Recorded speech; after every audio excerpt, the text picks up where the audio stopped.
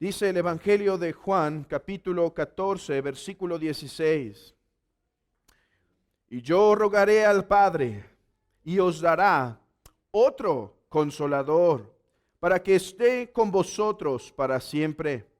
El Espíritu de verdad, al cual el mundo no puede recibir, porque no le ve ni le conoce.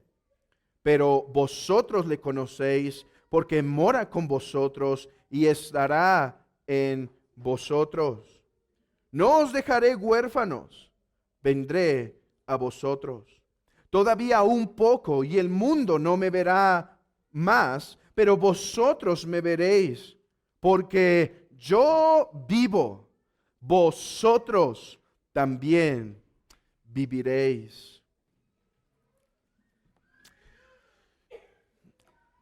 Seguimos en el Evangelio de Juan, capítulo 14.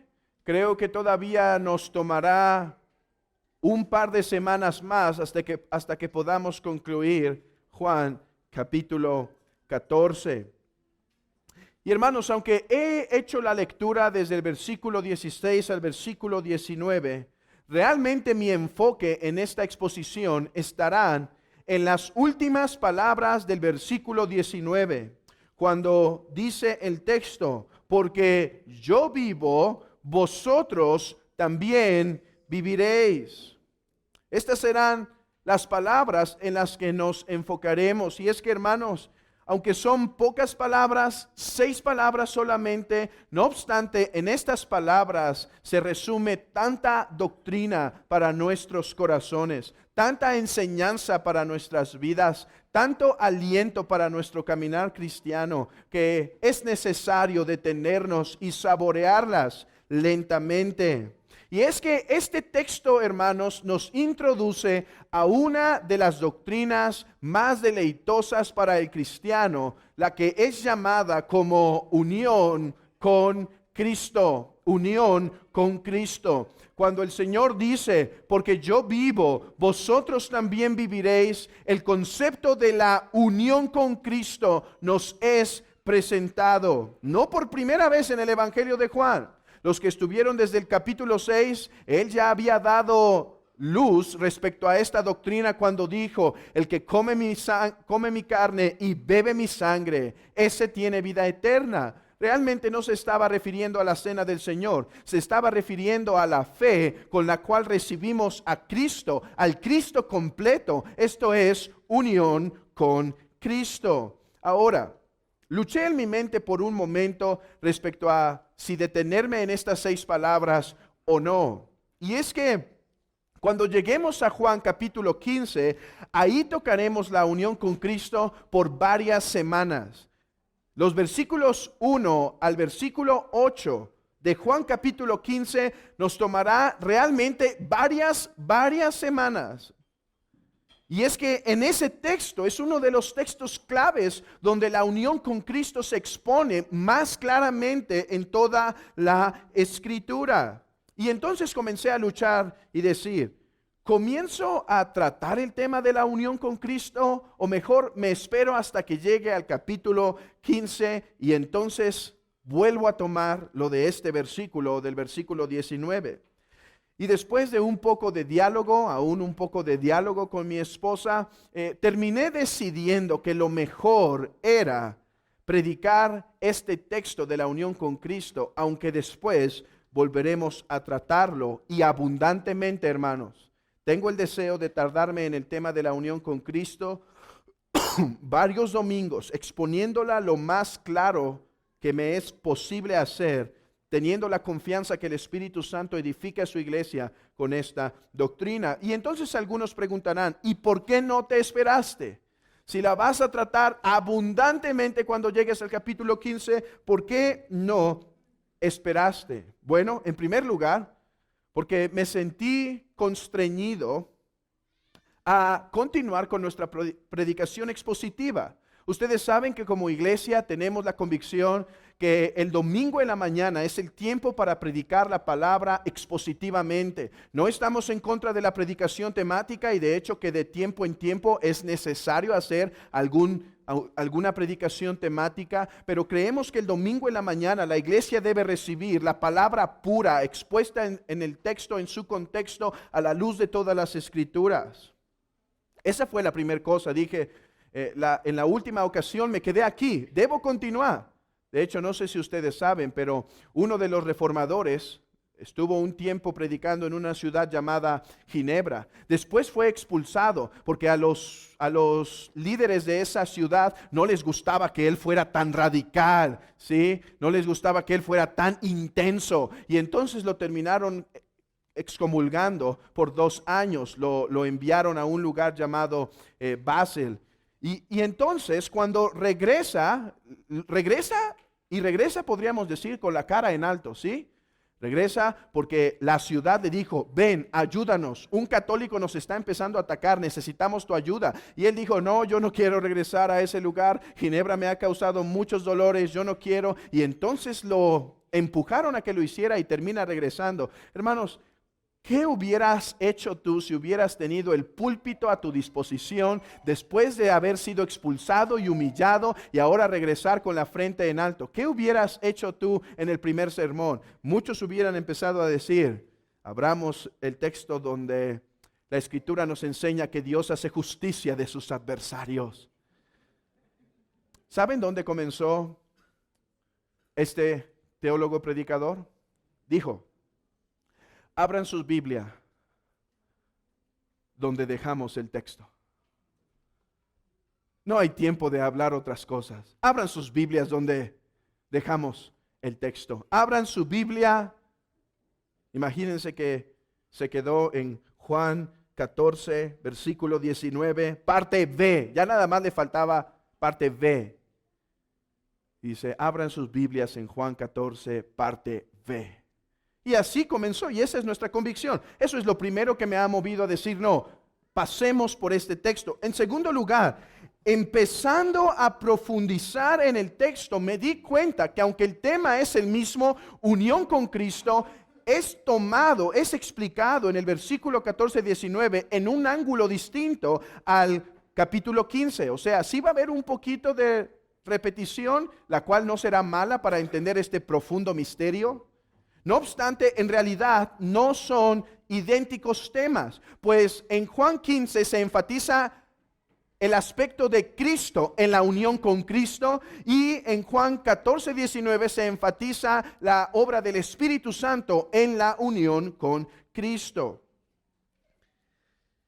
Así que esa es la razón por la cual he determinado continuar con este pasaje. Y es que, hermanos, esta doctrina es tan esencial para la vida cristiana, porque no solo nos va a dar luz, hermanos, de cómo llegamos a obtener la salvación, algo que espero encienda tu corazón, amado hermano. Yo espero que a la luz de comprender cómo es que el Trino Dios ha obrado, tu corazón se pueda encender. Pero en segundo lugar, entender la unión con Cristo no solo nos hace encender el corazón, nos hace también caminar adecuadamente en nuestro peregrinar hasta que lleguemos a la ciudad celestial. Así que, habiendo expuesto brevemente la importancia de este tema, la hermosura de este tema y la necesidad de este tema para nosotros, comencemos a interpretar nuestro texto a la luz de su contexto. Y es que no debemos olvidar que Juan 14:19, cuando Jesucristo dice, porque yo vivo, vosotros también viviréis, está siendo dado en medio de un tratado de consolación. Recuerden, el capítulo 14, versículo 1 del Evangelio de Juan comienza diciendo, no se turbe vuestro corazón. nuestro Señor ha estado consolando a sus discípulos porque estos se encuentran muy tristes. Tanto que la palabra que se usa es, tienen el corazón turbado, se ha angustiado. Son de esas aflicciones que no solo traen problemas en la mente de estar pensando en la situación, sino que aún aflige nuestro cuerpo, lastima nuestro corazón íntimamente. Y es que Él les ha dicho, yo me voy ya con el Padre. Ya es hora de que yo suba con el Padre a través de la cruz. Y entonces ellos se angustian porque su maestro se va a separar de ellos. Y en medio de esa tristeza Él dice, pero no deben estar tristes, porque a donde yo voy con el Padre, ustedes también serán recibidos.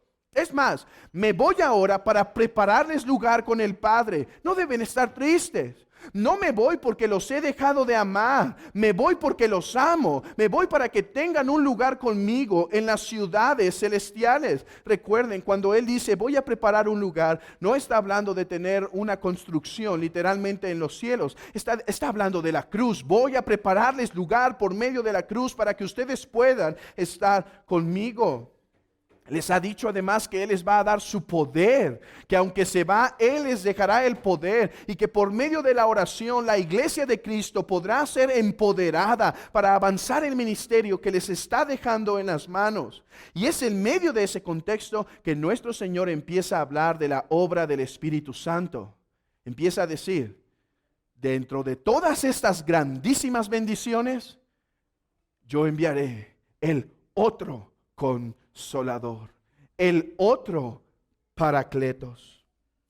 Yo voy a enviar el Espíritu de verdad, y eso es lo que hemos estado considerando en nuestras últimas exposiciones.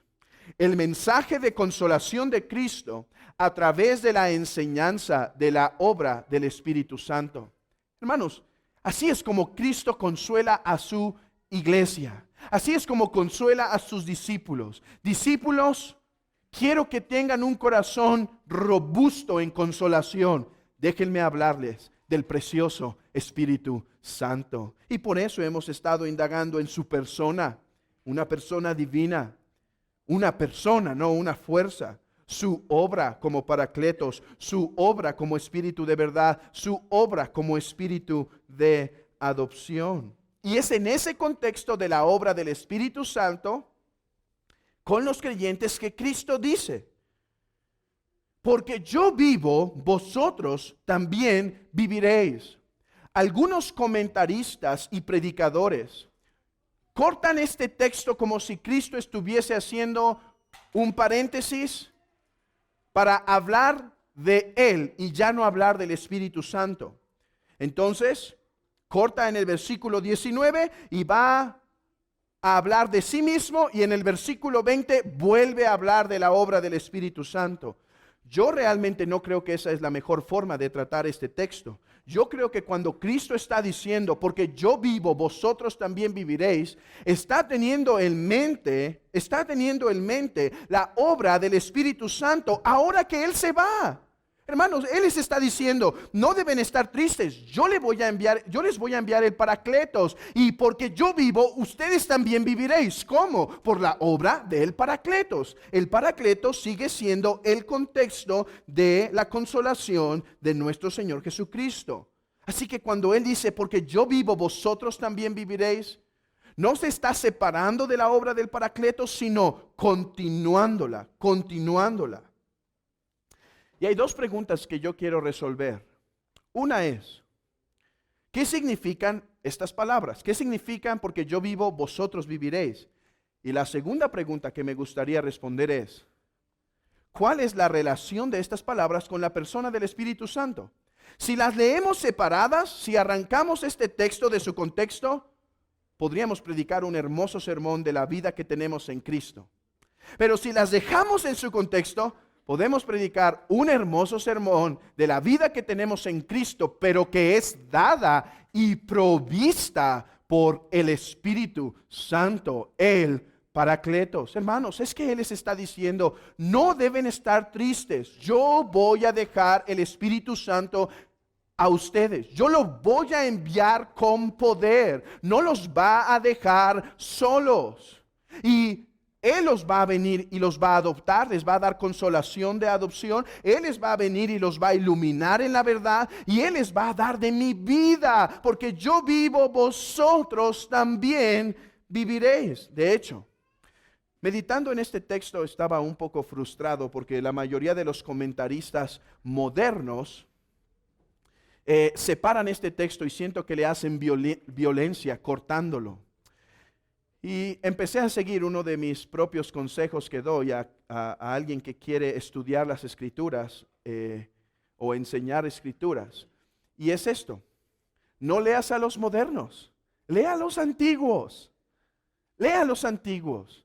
Y es que los modernos han sido tan afectados por algunos principios de interpretación dados por el dispensacionalismo que yo regularmente digo, hermanos, si puedes comprar un comentario antiguo y 5 modernos, compra el uno antiguo. Te va a servir mucho más. Y entonces empecé a hacer caso de mi propio consejo y abrí un comentario de George Hutcheson, donde es todo un comentario de Juan, y lo abrí en Juan capítulo 14, versículo 19.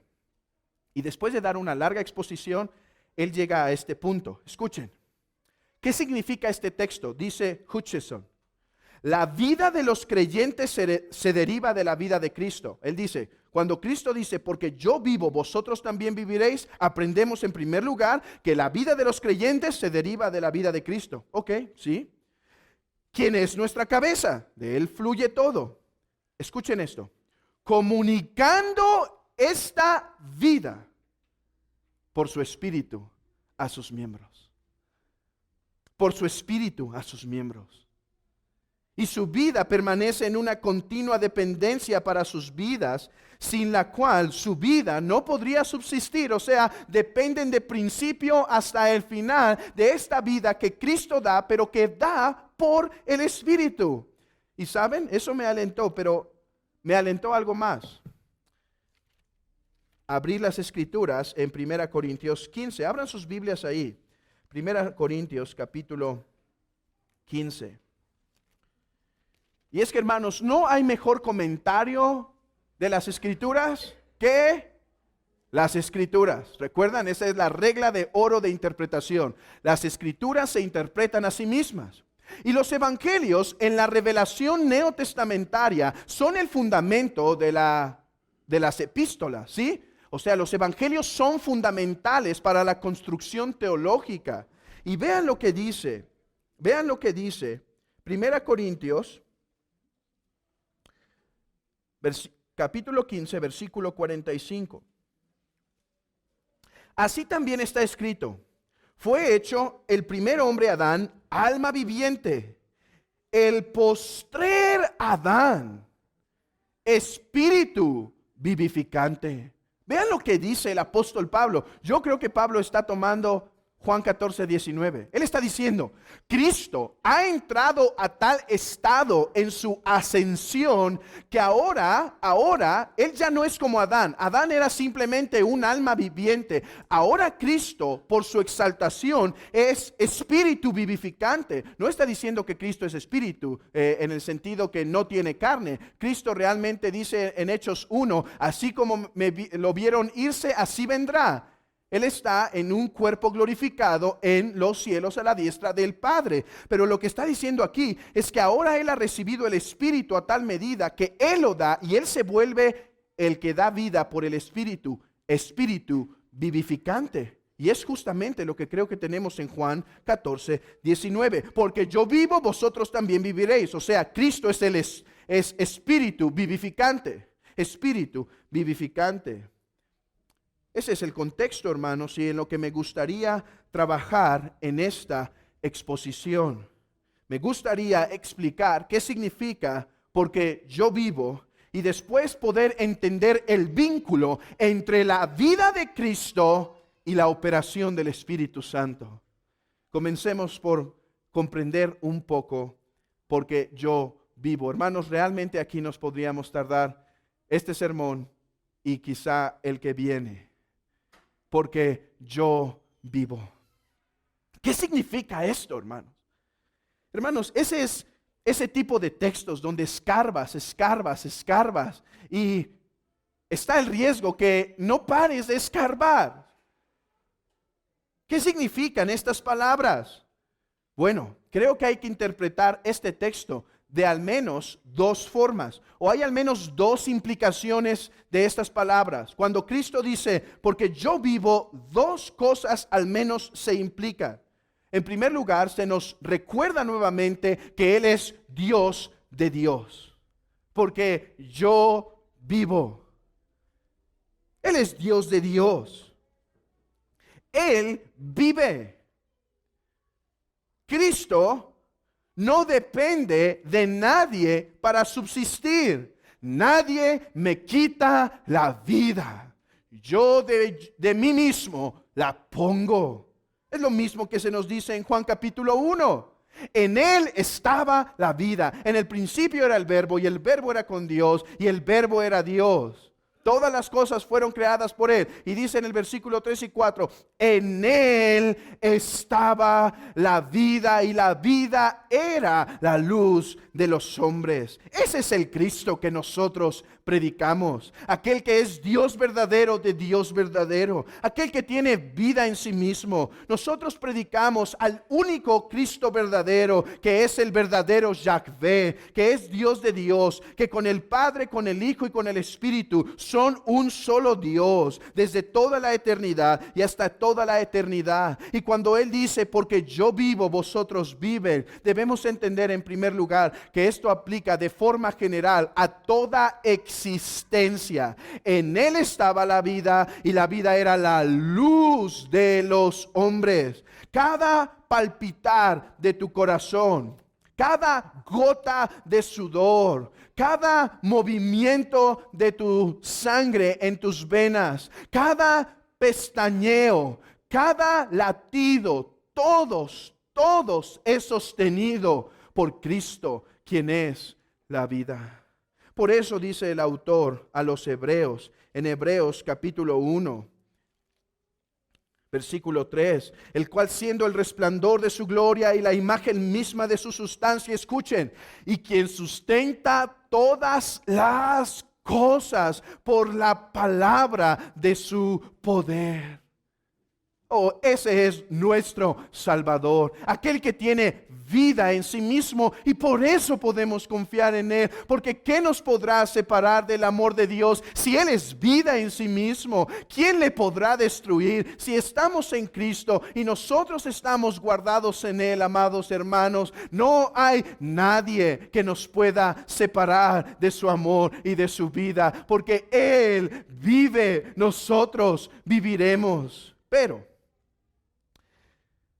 aunque eso se puede implicar en el texto, realmente creo que su significado es más particular. Juan 1, capítulo 3 y 4, sí creo que es su tema en lo que acabo de explicar. Pero Juan 14, 19, creo que tiene algo más particular en mente. Cristo está hablando de sí mismo como mediador, como mediador.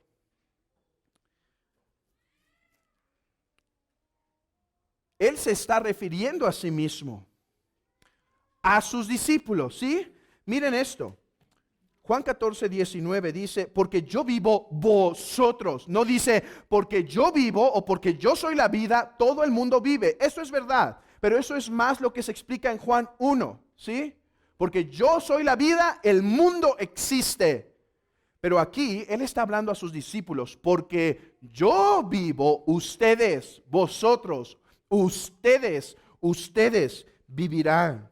Cristo está hablando aquí de una vida muy particular, de una vida que es dada única y solamente a los discípulos. Hermanos, Él está hablando de una vida que Él adquirió por medio de su obediencia y por medio de su sacrificio en la cruz. Así que, ¿qué implica esta vida que Cristo imparte? ¿De qué está hablando Jesús cuando dice, porque yo vivo, ustedes vivirán? ¿A qué se está refiriendo nuestro Señor cuando les habla, yo les daré vida? Alguien pudo haber dicho, Señor, pero ya tenemos vida por ti. Pero el Señor está hablando, les daré vida de una forma particular, o les doy vida de una forma particular. No solo les doy vida como Dios, les doy vida como mediador. Y creo que una forma de entender más precisamente a qué significa esta vida, qué significa esta vida que Él da, es a través de entender lo que necesitamos. ¿Sí? ¿Cómo saber cuál es la vida que Cristo tiene que nos da? Hay que entender la vida que necesitamos, hermanos. Porque debemos saber esto. Cristo no vino a obtener vida porque la necesitara Él. Él vino a obtener vida porque la necesitábamos nosotros. ¿Y cuál es esta vida que necesitábamos? En primer lugar, es una vida de comunión y perdón con Dios.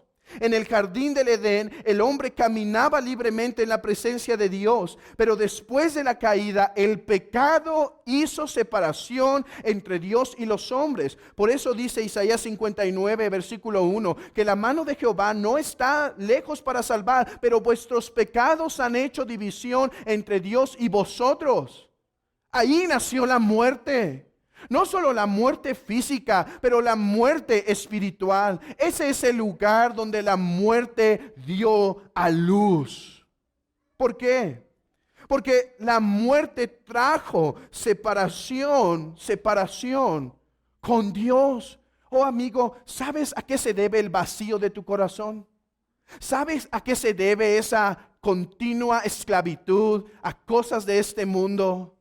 ¿Sabes a qué se debe ese gran vacío que intentas llenar por medio de cosas de esta tierra? Se debe a que estás separado de aquel que te formó. Estás separado, estás cortado porque tus pecados hacen división entre Dios y tú. Tus pecados te separan de tu Creador. Niños, ustedes nacieron en esa misma condición, es algo que deben saber. Niños, déjenme explicarles bien qué es lo que hizo el pecado en nosotros. Yo he visto a algunos niños que muy amablemente, cuando pasan por el parque o el jardín, ven una hermosa flor, ¿sí? Ven una hermosa flor y dicen, para mamá. Niños, cuando cortan esa flor y le piden a mamá que se la ponga, ya sea en el cabello o les ponga en agua, ¿cuántos días va a mantenerse la flor en su hermosa apariencia? No van a tardar sino unos 3 o 4 días para que ésta empiece a marchitarse. Niños, eso es lo que pasó en el jardín del Edén. Y si ustedes, niños, no están aún en Cristo, ustedes también están en esta condición. Eso es lo que trajo nuestra herencia en Adán. Pero Cristo dice, porque yo vivo, ustedes vivirán. Y es que Cristo, por nosotros, vivió una vida perfecta en obediencia y murió en una cruz por nuestros pecados. ¿Qué se necesita? Piensen en esto. ¿Qué necesitamos para vivir en comunión con Dios? ¿Qué necesitamos para poder vivir en esa plenitud de vida? ¿Qué necesitamos en cuanto a para con Dios para poder vivir en esa plenitud? 2 cosas. Necesitas una obediencia perfecta. Una obediencia sin falta, una obediencia no solo donde cumplas todos los mandamientos, pero que los cumplas al 100% todos y cada uno de ellos. Cristo dice, porque yo vivo, o sea, porque yo he obedecido al Padre en todo, porque yo he guardado toda su ley, porque la he guardado toda al 100%, toda ella al 100%, ustedes pueden vivir. Pero hay más. Esa sería nuestra condición si estuviésemos en el estado de inocencia con el que Adán fue creado. Pero ya no estamos así. Así que ahora no solo necesitamos perfecta obediencia, necesitamos quitar todas nuestras deudas que están apuntadas en nuestra contra. Porque esas deudas hacen división. Esas deudas nos separan de Dios. Pero Cristo dice, porque yo vivo, ustedes pueden tener vida eterna. O sea, porque yo vivo, por lo que yo he hecho, ustedes pueden recibir la bendición de vivir. ¿Y qué es la vida sino vida con el Padre, con el Hijo y con el Espíritu Santo? Él está diciendo, por lo que yo he hecho, yo les doy, yo les transmito de esa vida. Es por eso que Cristo resucitó. Para manifestar que Él entró al Padre, porque el Padre aceptó su sacrificio. Y ahora Él dice, porque yo vivo, ustedes viven. Déjenme ilustrar esto a través de una imagen que creo que traerá a todos claridad sobre cuál es el vínculo de estas palabras de, porque yo vivo, vosotros también viviréis. Imaginen. Solo imaginen que hay un niño y una niña a sus 10 años. No, es muy pequeño. 18 años. Bueno, 20 o 25. Dejémoslo en 25, me parece bien. Y a los 25 años conoce a un hombre. Ahora me entienden la necesidad, ¿verdad? Conoce a un hombre, se enamora de él. Este hombre parece ser un buen hombre. Ellos hacen un pacto y ellos dicen, tú serás para mí y yo seré para ti, pero me es necesario salir fuera por un tiempo. Dice el hombre, pero regresaré con todo lo que es necesario para unirnos. ¿Saben? El hombre se va, trabaja, consigue el dinero suficiente, ha pagado todas las deudas, ha adquirido una casa, tiene un buen empleo y regresa al término del pacto. 5 años habían pasado. Pero cuando él ve venir a su mujer, ella no viene en ropas blancas, limpias. Ella viene en ropas sucias. Ella no ha guardado su corazón. Ella ha tenido relaciones amorosas con otro hombre o con otros hombres. Sus vestidos no están limpios, están manchados de gran y mucha suciedad.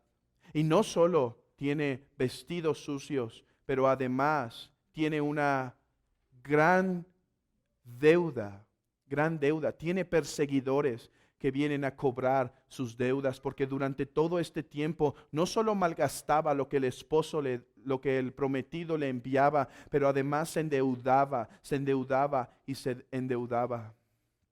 Y llegan ese día al altar. Bueno, no es altar, ¿verdad? A la boda. Y él la va a tomar.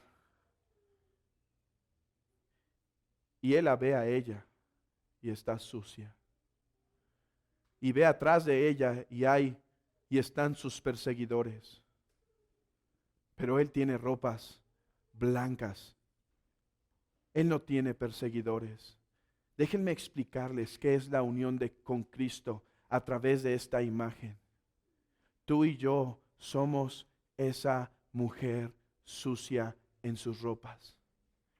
¿Qué dice Cristo? Amada,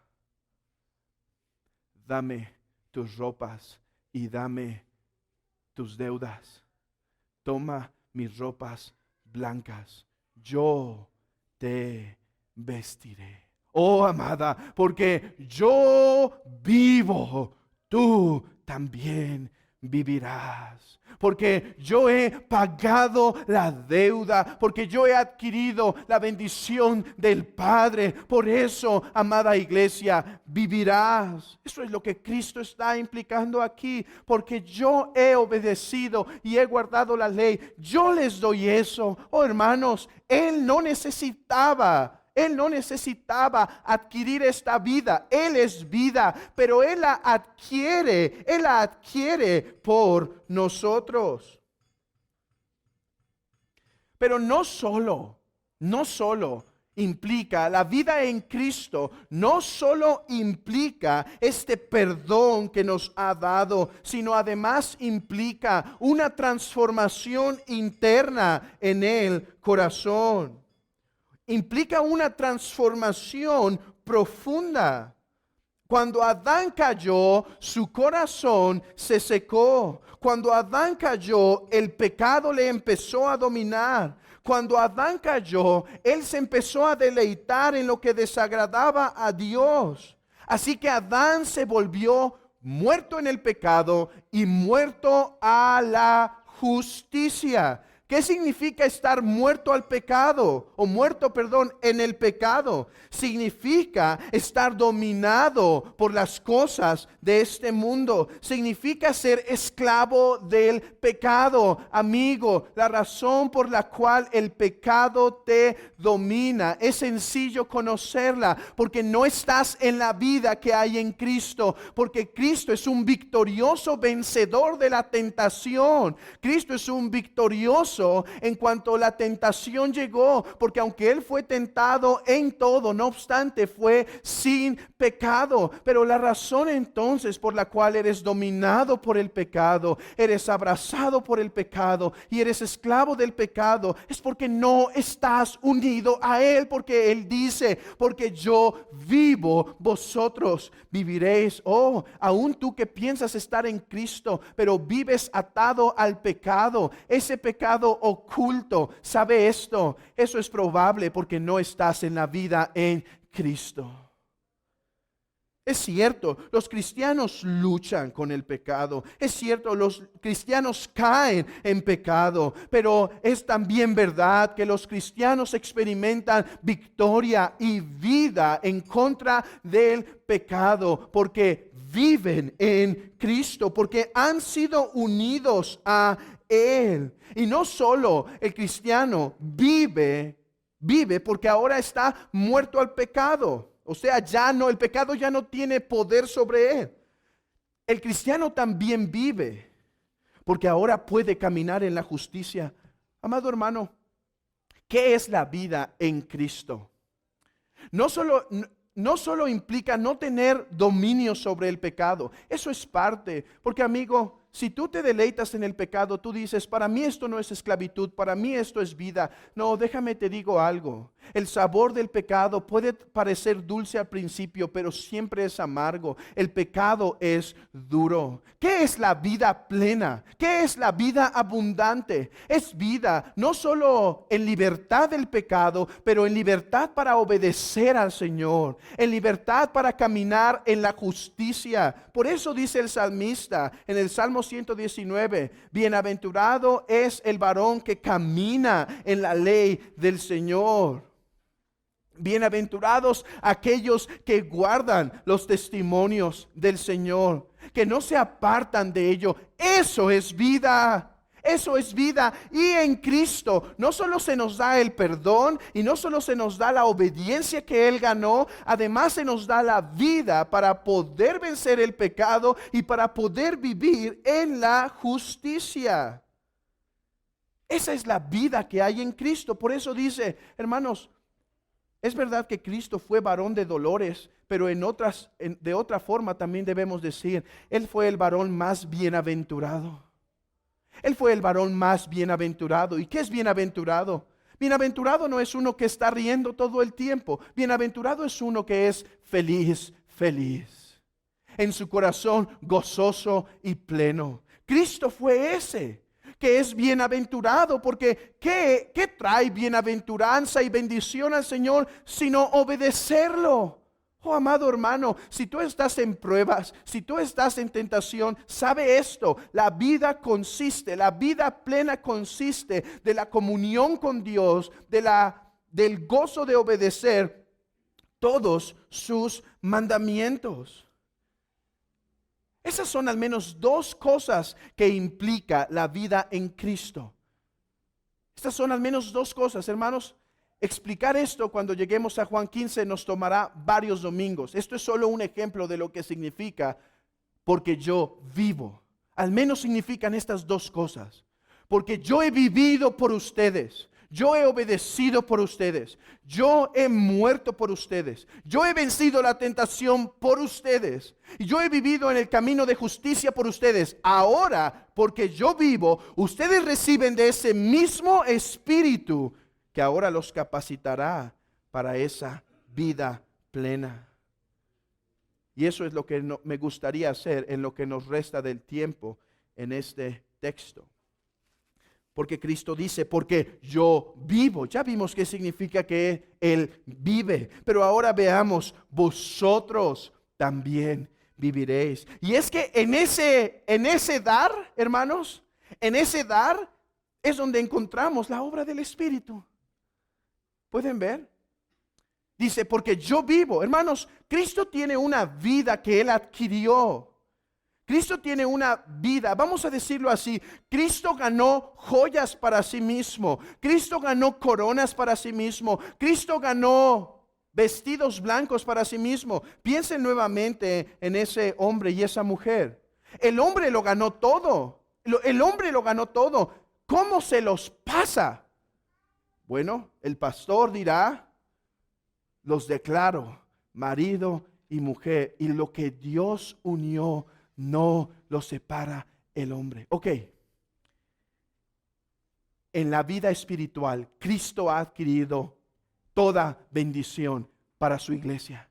Pero, ¿cómo puede decir Cristo? Porque yo vivo, ustedes viven. ¿Cómo se hace ese vínculo? ¿Cómo es que se logra que la vida y bendiciones que Él ha poseído puedan ser dadas, puedan ser compartidas? Porque dice, vosotros también viviréis. La razón es por causa del Espíritu Santo. Escuchen nuevamente la definición de Hutcheson sobre este texto. Él dice, la vida de los creyentes se deriva de Cristo. Es lo que acabamos de ver en este tiempo, ¿no es verdad? Ya vimos, la vida de los creyentes proviene de lo que Cristo hizo. Pero ¿cómo? ¿Cómo es que podemos participar de su vida? Escuchen. Comunicando esta vida por el Espíritu a sus miembros. Comunicando esta vida por el Espíritu a sus miembros. No importa cuán grande es la salvación que Cristo logró, mientras permanezcamos fuera, de nada nos aprovecha. Pero Él dice, porque yo vivo, o sea, porque yo he adquirido esta vida como mediador, ustedes ahora pueden participar por medio de la obra del Espíritu Santo. Por eso dice John Flavel, ese puritano, dice, sin su exhalación o infusión de vida, la del Espíritu Santo, nuestra unión con Cristo sería imposible. Nuestra unión con Cristo sería imposible. Es el Espíritu Santo que va a dar, que va a proveer esa vida. Hermanos, comencemos a poner el texto en contexto antes de continuar en esta exposición. Vean esto. Él les está diciendo, no estén tristes, yo viviré. Pero alguien pudo haber dicho, Señor, está bien, tú vivirás. Está bien, tú ganarás las coronas. Sí, Señor, tú tendrás esas joyas. Sí, Señor, tú tendrás esas bendiciones. Pero Cristo no dice, porque yo vivo. Dice, porque yo vivo, vosotros viviréis. ¿Y cómo viviremos? ¿Y cómo nos serán dadas tus joyas? ¿Cómo nos serán dadas tus bendiciones? Hermanos, dice, porque enviaré el otro Paracletos, para que os comunique de mi vida a ustedes. Y hermanos, Aunque en nuestro texto esta verdad está implícita, en otros textos como Romanos 8 es claramente explícita. Acompáñenme brevemente a Romanos capítulo 8. Recomiendo toda la lectura de Romanos 8 para comprender la obra del Espíritu Santo más abundantemente. Pero yo me quiero enfocar simplemente en el versículo 9 y versículo 11. Romanos 8, 9. Mas vosotros no vivís según la carne, sino según el Espíritu, si el Espíritu de Dios mora en vosotros. Y si alguno no tiene el Espíritu de Cristo, no es de él. Pero si Cristo está en vosotros, hermanos, ¿cómo está Cristo en vosotros? Leamos. El cuerpo, la verdad, está muerto a causa del pecado, mas el Espíritu vive a causa de la justicia. Y si el Espíritu de aquel que levantó de los muertos a Jesús mora en vosotros, el que levantó de los muertos a Cristo Jesús, vivificará también vuestros cuerpos mortales por el Espíritu que mora en vosotros. Es justo lo que está diciendo en Juan 14, 19. Dice, porque ahora ustedes tienen a Cristo por el Espíritu, serán vivificados por ese mismo Espíritu y por lo tanto podrán caminar la vida cristiana por la vida que tienen en Cristo. Miren lo que dice un teólogo respecto a este texto. Dice, es verdad que lo obtenemos por fe, a Cristo. O sea, somos unidos por la fe. Sin embargo, la razón misma nos enseña en avanzar un poco más allá y examinar la energía o fuerza secreta del Espíritu Santo. O sea, no que el Espíritu Santo es una energía o fuerza, sino su energía secreta. El Espíritu Santo es una persona y hace una fuerza por medio del cual nosotros venimos a ser unidos a Cristo y de gozar de todos sus beneficios. Niños, déjenme usar este ejemplo para intentar enseñarles esta preciosa y profunda doctrina y poder alabar a la obra del Espíritu, al Espíritu Santo y su obra como iglesia. Niños, piensen en esto. Imaginen que hay una gran campana. ¿Han visto campanas? Todavía podemos ver unas en nuestra ciudad. La campana puede hacer un ruido muy fuerte, ¿sí? Tanto que puede alertar a todos de tal evento. Pero la campana no tiene vida en sí misma. La campana no tiene vida en sí misma. Pero la campana tiene atada una cuerda. ¿La han visto? Una gran cuerda. Ok. ¿Es suficiente la cuerda y la campana para que la campana suene? ¿O se necesita alguien vivo, con fuerza suficiente para mover esa cuerda y entonces hacer sonar la campana? Esta es solo una ilustración, pero es para entender esto. Cristo vive, Cristo ha adquirido todas las bendiciones y es por la vida que Él tiene que nos es dada por el Espíritu Santo. Lo que nos comunica la vida de Cristo es el Santo Paracletos. Él dice, amados, me voy, pero porque yo vivo, vosotros viviréis y viviréis por el Paracletos. El Paracletos les dará de mí. Él tomará de lo mío y os lo dará. ¿Qué necesitan para la vida cristiana? ¿Necesitan fuerza en la tentación? Él tomará de mí y os lo dará. ¿Necesitan consuelo en medio de la aflicción? Él tomará de mi obra y os lo dará. ¿Necesitan sentirse adoptados y tener la seguridad de su salvación por la adopción en Cristo? Él tomará de mi adopción y os lo hará saber. Él tomará de mí. Niños, piensen en este otro ejemplo. Imagínense que ven un árbol y muchas hojas secas en el piso. ¿Por qué están secas? Porque ya no están pegadas a la vida, ¿sí? ¿A alguien se le ocurrió jalar esas hojitas y ahora están secas? Lo que hace el Espíritu Santo es como si un hombre pudiera tomar esas hojas y reinjertarlas a la vida. La vida es Cristo, pero es el Espíritu Santo que nos une a esa vida. Esa es esa operación secreta por medio de la cual somos unidos a Cristo. Un texto más, 1 Corintios capítulo 12.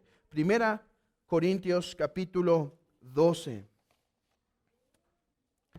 Versículo 12. 12.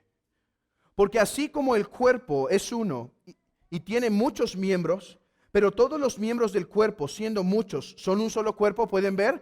Mismo tema, ¿qué tema? Unión con Cristo, ¿sí? Todos somos un cuerpo en Cristo, hemos sido unidos a un mismo cuerpo, somos uno con Él.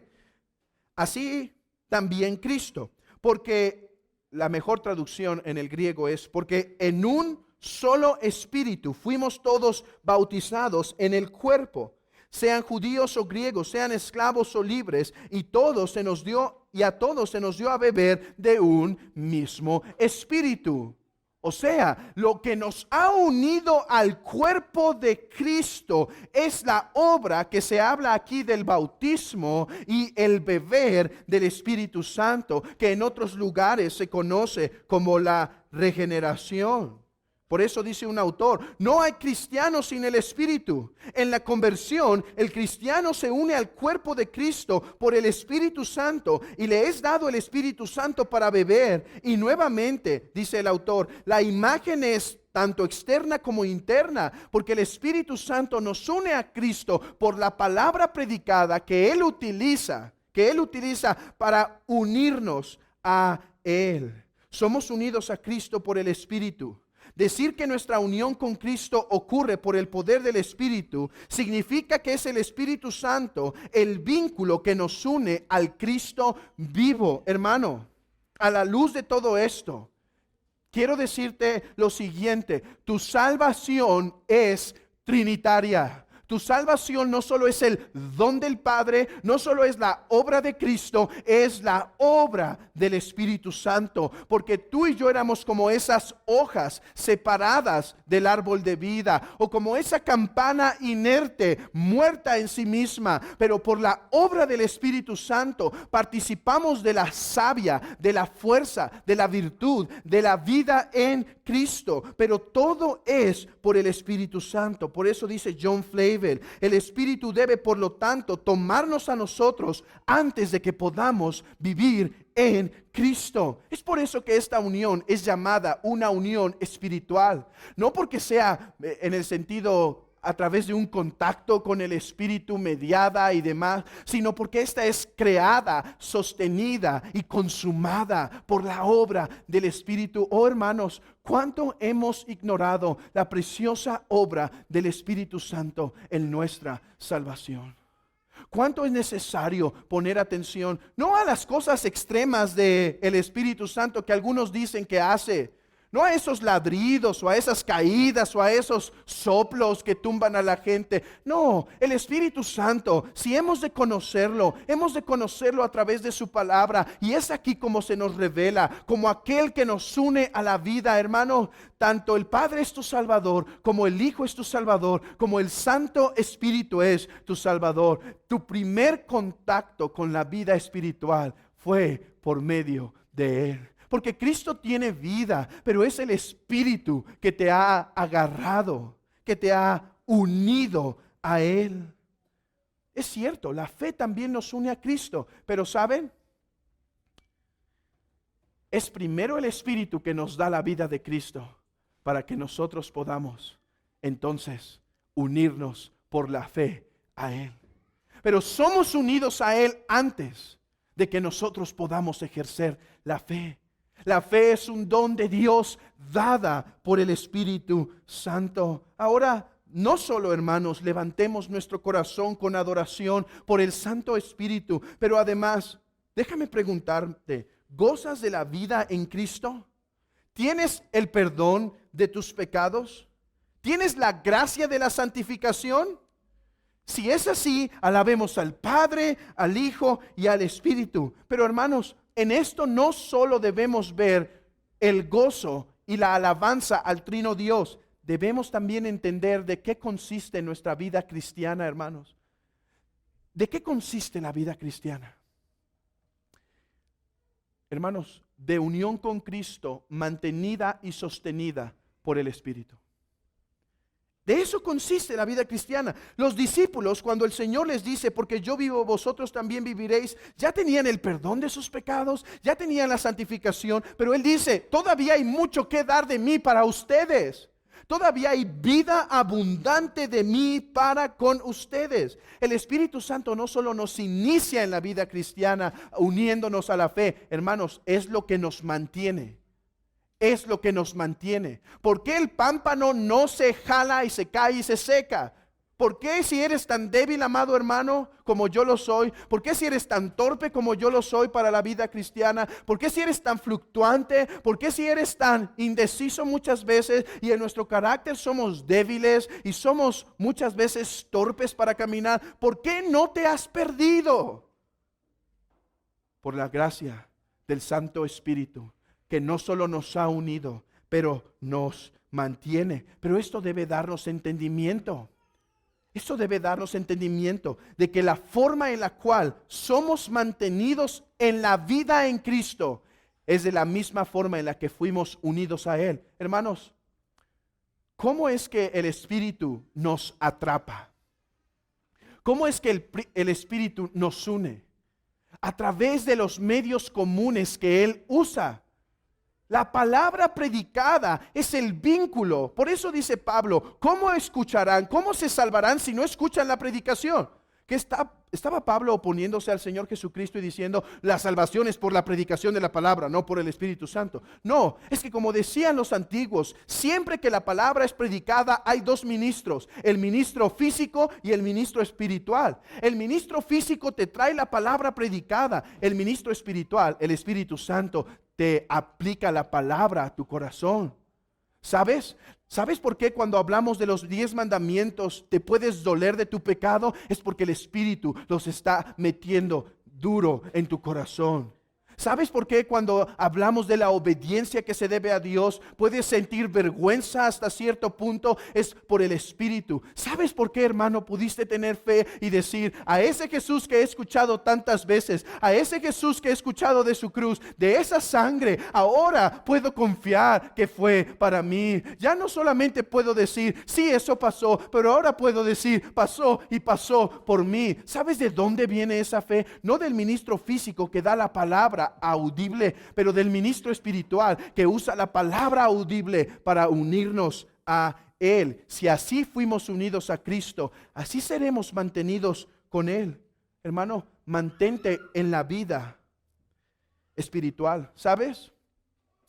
Esto le da mucho sentido a cosas que a veces solemos despreciar como cristianos. Uno de los consejos comunes es: lee tu palabra y ora. Y algunos dicen, ok, quiero vida espiritual, leo y oro. Pero esa es una gran falta de comprensión de lo que es la vida en Cristo, porque Él dice, porque yo vivo, vosotros viviréis.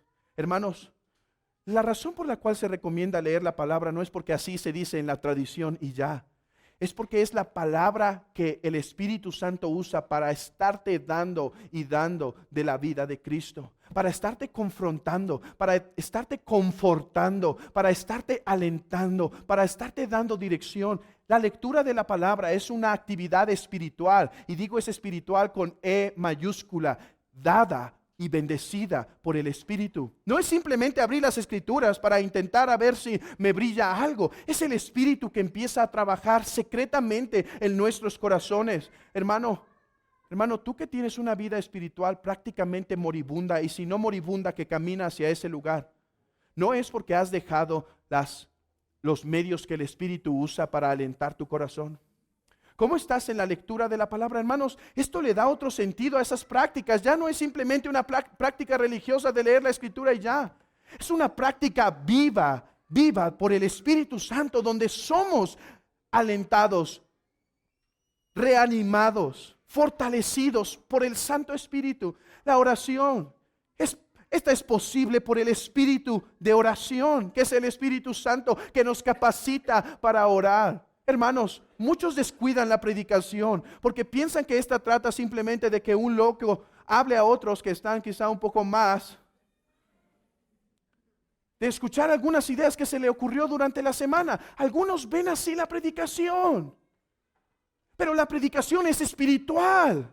Porque el Espíritu está tomando la palabra predicada para estar consolando, para estar alentando, para estar animando.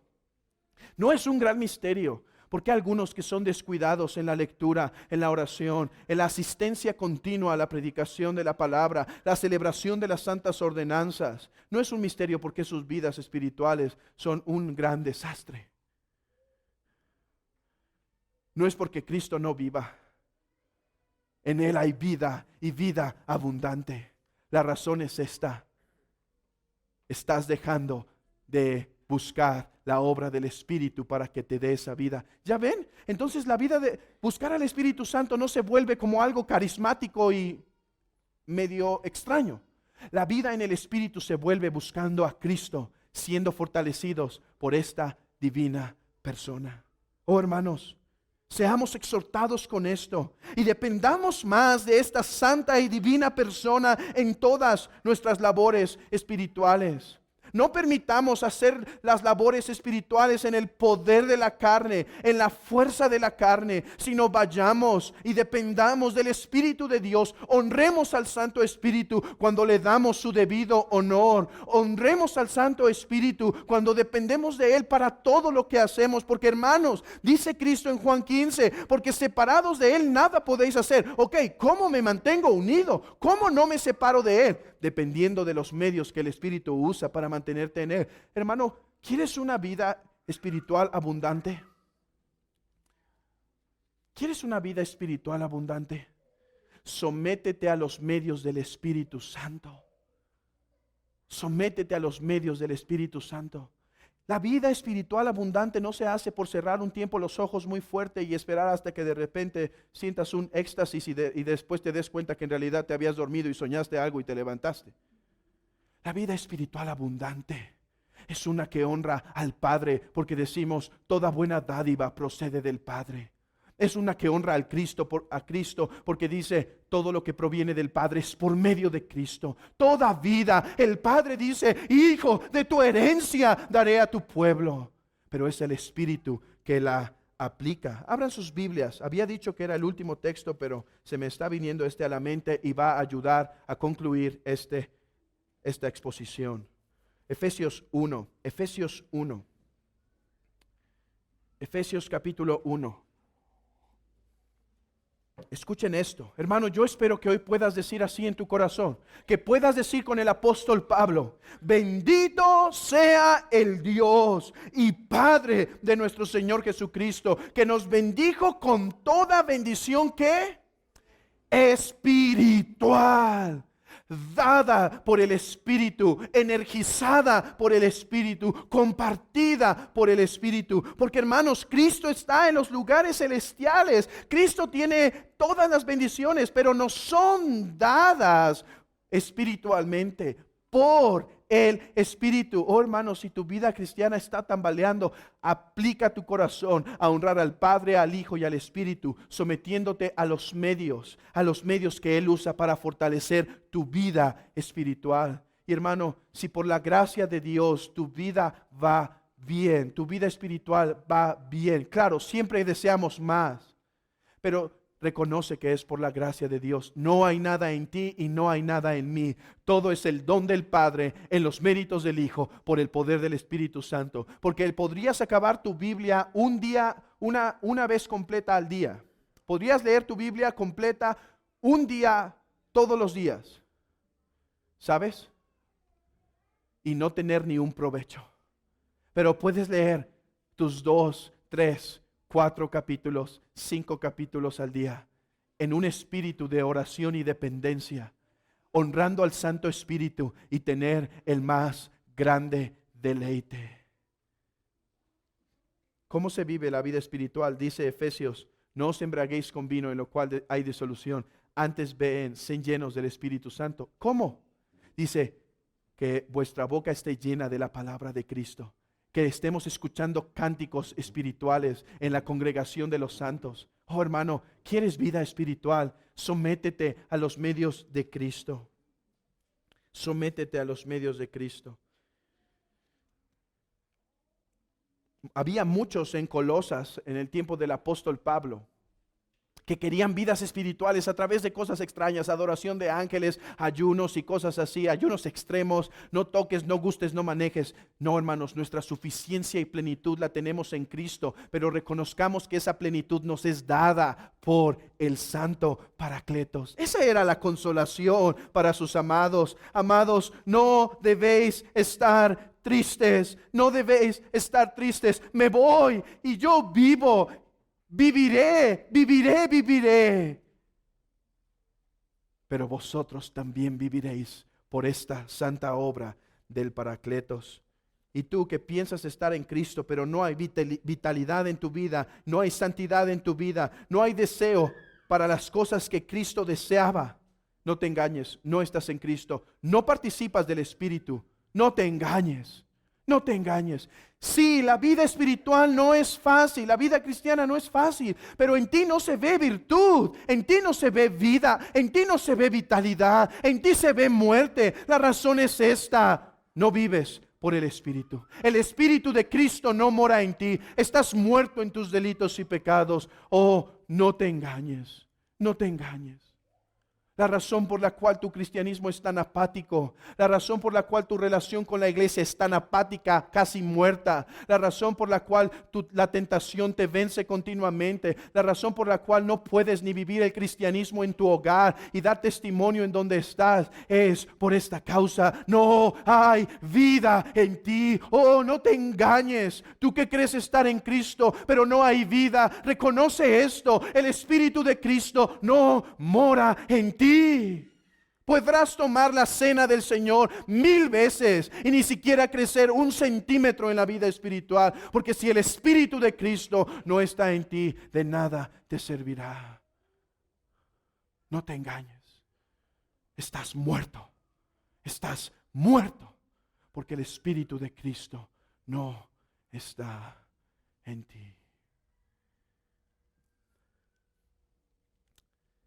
Y a ti, mi amigo, ¿qué te diré?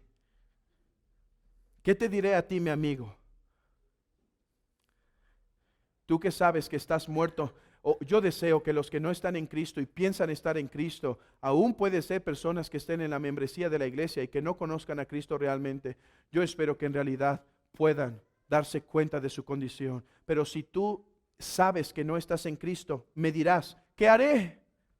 La salvación es de Jehová. ¿Qué haré? ¿Qué podrá hacer el hombre? Déjame darte la siguiente indicación. Ponte junto al camino. Ponte junto al camino. ¿Qué quiero decir? Tengo en mi mente aquella historia del ciego que preguntó: ¿quién va caminando por ahí? ¿Por qué tanto alboroto? Y alguien le contestó: es Jesús. Eso le dijo: es Jesús. Y entonces el ciego dice: Jesús, Hijo de David, ten misericordia de mí. Y su voz fue escuchada. J.C. Ryle dice: uno en esa condición de estar en la ceguera hubiera preferido quedarse en su casa y morir, pero él dijo: me pondré junto al camino, me pondré junto al camino, por si quizá pasara mi bendición por ahí. Oh hermano, reconozcamos que esa era nuestra condición y que solo Él quiso darnos vida. Pero mi amigo, a ti te digo: ponte junto al camino. Ponte donde la palabra es predicada, la palabra viva, la exhortación, la ley de Dios es predicada, el evangelio de Cristo por la sola fe, por la sola gracia, sin las obras, todo por Cristo. Ponte bajo esa predicación, humíllate ante Dios, ven a las reuniones de oración y di: oren por mi muerte espiritual, porque aunque tengo vida en la carne, muero en el espíritu. Oh, ponte cerca del camino. Medita la ley de Dios frecuentemente. Medita el evangelio del Señor frecuentemente, por si quizá Él tenga misericordia de él, porque sabe esto, a quien a Él viene, Él no echa fuera. Él dice, como a esa mujer que estaba muerta en sus sangres, que estaba envuelta y que nadie la había salado, esa mujer de Ezequiel 16, sucia en sus sangres, que nadie había tenido misericordia de él. Cristo dice, vive. Sí, a ti te digo, vive. Oh, ponte cerca del camino de la vida. Amados hermanos, nuestra salvación es del Trino Dios.